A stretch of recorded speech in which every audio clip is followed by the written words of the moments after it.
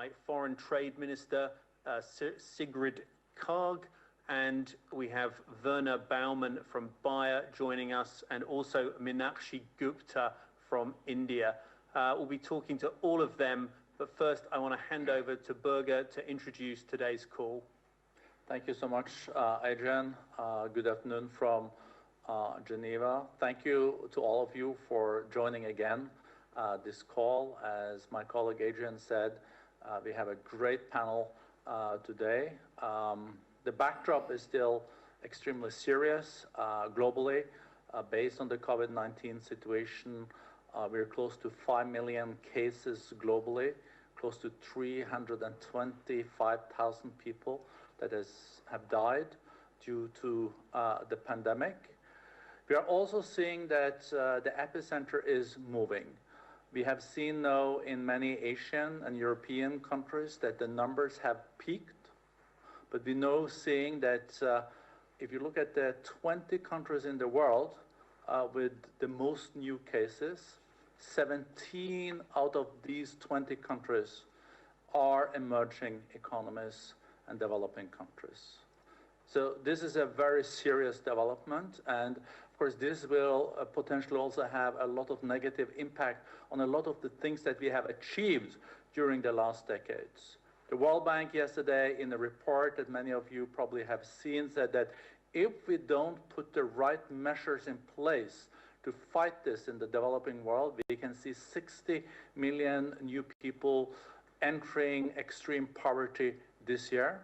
And for the first time in 2 decades, we will see also the global poverty rate increasing. The latest numbers from the bank is also quite grim, contraction of 5% in the global economy this year. But this platform is about action, is about public-private partnership. We have 1,100 organizations, companies on board. We have more than 40 concrete projects now that are addressed to fight the impact of this pandemic. Very, very pleased to again see you, Prime Minister Imran Khan. Last time we had the dialogue was in Davos. We did not expect that this new decade was going to start this way. Thank you for joining us, and also thank you for being willing to share with us how this situation looks from Islamabad, from Pakistan, and the measures that you are taking. Prime Minister, welcome. Thank you very much.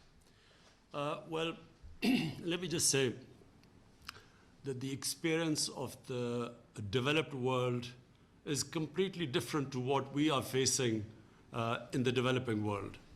And in countries like India, Pakistan, Bangladesh, specifically the Indian subcontinent, our experience is somewhat different.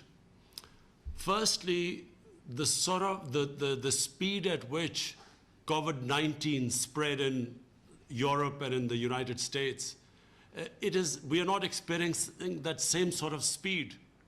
On the other hand, we are still facing rising number of cases, and we still haven't reached our peak here. But from day one, the difference between, say, what we've seen in Europe and in the United States, and in fact even in China, the difference is that we had to face this twin challenge. One was to stem the growth of the virus, so hence the lockdown. But the bigger challenge, and increasingly in our countries, the bigger challenge is how to mitigate the effects of lockdown on our population with this rising poverty. To give people an example of what we are facing in Pakistan, and I think it's the same sort of situation in India and possibly in Bangladesh. In Pakistan, we have 25 million workers who are either daily wages or get paid weekly or are self-employed. So when we lock down, and lock down like the whole of the world to stop the spread of the virus, all these people became unemployed. And when you're talking about 25 million workers, you're talking about 25 million families. And actually, it has affected round about almost 120, 150 million people. And these 120 and 50 million people face stark poverty. Unless the men or the women who were working, unless they work, they cannot feed their families. So what we did was, and I'm very proud of my government, we came up with this cash transfer program. And we touched 15 million families. So far, we have touched 15 million families with cash transfers. And this is what's mitigated the effects of the lockdown. But this is only a short-term solution. So therefore, despite the rising cases in our country, we have decided to go and ease the lockdown. We have started to open up our businesses, construction industry, so that people can find employment. Because there's no way the government can give handouts to so many people. And because of this huge numbers of the informal economy, the only way we can reach our people is by allowing them to work. So here we face this dilemma. One, we still have a problem of growing cases, and we still have to be careful about the spread of the virus. But on the other hand, unless we open up our economy, we have millions facing starvation. And this is not the problem faced in the Western countries, but the Western countries also face this problem, this balance between now saving the economy and at the same time worrying about, even if the cases are going down, they're worrying about in case there's a spike. So the way forward, we have, this year we have, as a country, as a nation, we realize that we have to live with this virus. At least until a vaccine comes out, we feel that this year we just have to learn how to live with it and balance this. So to balance this, what we have raised a volunteer force of 1 million volunteers who will help the administration, because the administration is already overburdened. The law enforcement agencies, they've become overburdened by trying to impose the lockdown.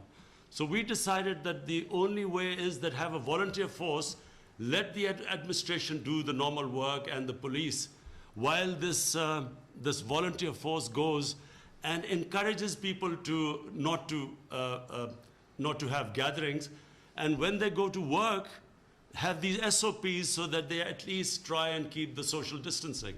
So this year we feel that we have a very tough year to balance this act.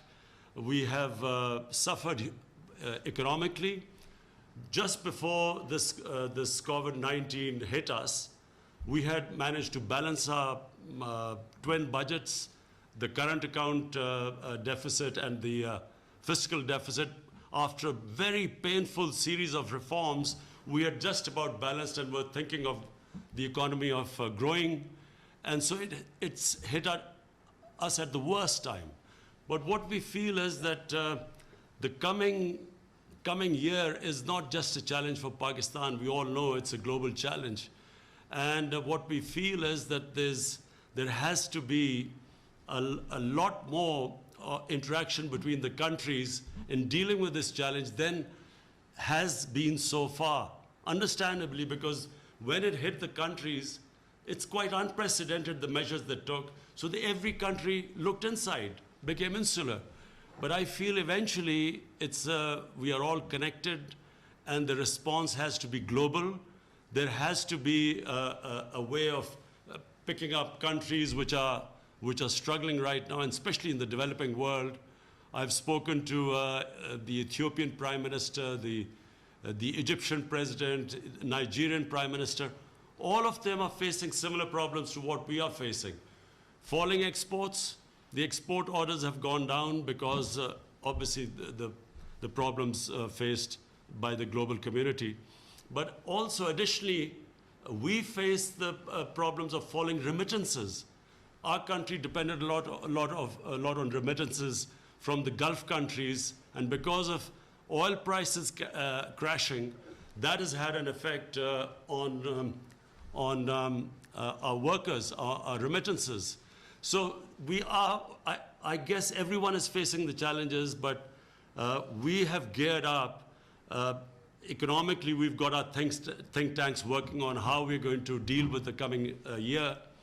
At the same time, we have a very good developed a system of a national command and control center, and the whole idea is that every day the whole idea of the center is to balance the whole thing.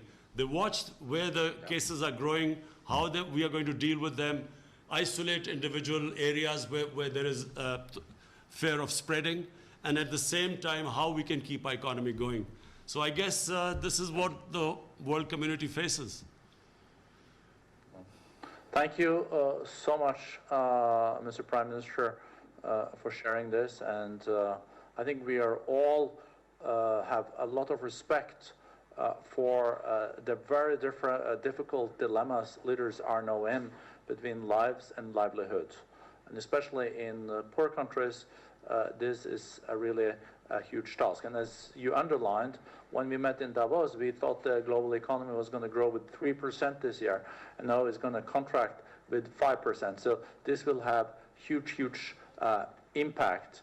And I guess that the global debt situation is also something that is really a serious issue for Pakistan. I'm going to go to the Development and Trade Minister of the Netherlands, but if you can very shortly, Prime Minister, just in 1 minute say something about the global debt situation and also the special situation for developing countries, because there is a discussion about a global plan here. You know, G20 countries have come up with a debt relief. They've just come up with a policy of debt relief, but it needs to be, there need to be more details and more work on this. But let me just put it this way. A lot of the developing world faces the situation where, because of their debt servicing, their fiscal space has contracted. They don't have enough space actually to cope with this, this challenge of health facilities, because the biggest problem caused by COVID is it's overwhelmed the health facilities, the hospitals. So therefore, the reason why there should be a debt relief, and the G20 is looking into it, because we need that fiscal space now to divert resources towards health and also to environment. And unfortunately, right now, that space is not there. And as I said, I spoke to the heads of Nigeria, Ethiopia, and Egypt. All of them face this similar situation to us. Yeah. No, thank you so much, Prime Minister. And what you're really alluding to is kind of a bridge, because there is an imminent need for stimulus to make sure that things are also working until growth is back. I think this is a nice segue also to Sigrid Kaag, because Sigrid, you're not only the Trade Minister of the Netherlands, but you're also the Development Minister. We'll come back to the situation in your country, but what Prime Minister Khan was alluding to here was the G20 is looking at a way to also make sure that people are fed, that things don't totally stop now in the immediate crisis. This is what stimulus is needed for, and a debt relief will possibly give a bit of relief there. Any thoughts on this?